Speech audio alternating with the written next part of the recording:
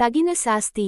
విజయనగర రాజ్యంలో వెంకయ్య అనే ఒక పాల వ్యాపారి ఉండేవాడు. అతడు అత్యాశాపరుడు, పరమ పిసినారి కూడా.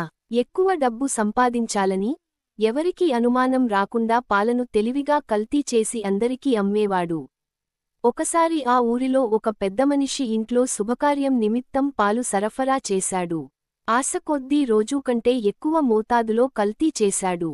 దాంతో ఆ పాలతో చేసిన పదార్థాలు తిన్న అతిథులందరూ అస్వస్థతకు గురయ్యారు.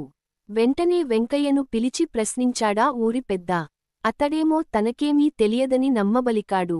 మరో మార్గం లేక వ్యాపారిని మహారాజు వద్దకు తీసుకెళ్లాడు. కొందరు పాలవాళ్లను కోటకు పిలిపించి పాల నాణ్యతను పరీక్షించమని కోరారు. వారు పరీక్షించి అందులో కల్తీ జరిగిందని చెప్పడంతో వెంకయ్యకు 1000 వరహాల జరిమానా విధించాడు రాజు. పిసినారి వెంకయ్య తాను అంత చెల్లించలేననడంతో 100 గుంజిళ్లు తీయమన్నాడు. అదీ తన వల్ల కాదన్నాడు వెంకయ్య.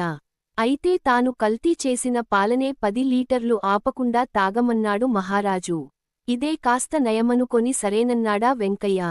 కాని సగం పాలు తాగేసరికే గుడ్లు తేలేశాడు.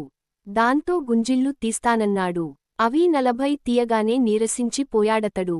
మారు మాట్లాడకుండా 1000 వరహాలు జరిమానా కట్టి ఏడ్చుకుంటూ ఇంటికెళ్ళిపోయాడు. 1కి 3 శిక్షలు అనుభవించిన వెంకయ్యకు తగిన శాస్తి జరిగిందని ఊళ్ళో వాళ్లంతా నవ్వుకున్నారు. మరిన్ని తెలుగు కథలు కోసం please like, share and subscribe the busy happy life channel. ధన్యవాదములు.